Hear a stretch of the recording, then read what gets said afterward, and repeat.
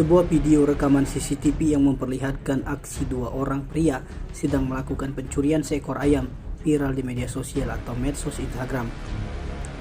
Video CCTV maling ayam berdurasi kurang lebih dari 1 menit tersebut diunggah oleh akun Instagram @palembangviral, di mana memperlihatkan kejadian tersebut pada Rabu sekitar pukul 6.23 waktu Indonesia bagian Barat. Berawal ketika dua orang pria mengendarai sepeda motor jenis Honda Matic. Lalu pria yang dibonceng mengenakan baju warna abu-abu dengan setelan celana pendek hitam langsung turun dari motor dan mengendap dan menangkap seekor ayam. Setelah berhasil menangkap ayam, kemudian pria tersebut langsung melarikan diri dengan rekannya yang masih menunggu di atas motor. Ketika ditemui di tempat kejadian perkara yang terletak di Jalan Rukun 2, Kelurahan 14 Ulu, Kecamatan SU2 Palembang, korban Zaria membenarkan adanya kejadian tersebut.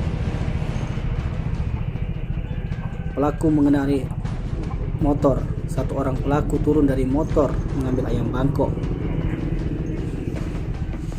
Dalam peristiwa pencurian ayam itu, korban tidak membuat laporan polisi, namun video viral di media sosial Instagram tersebut beragam komentar dilontarkan oleh netizen atas aksi kedua pelaku.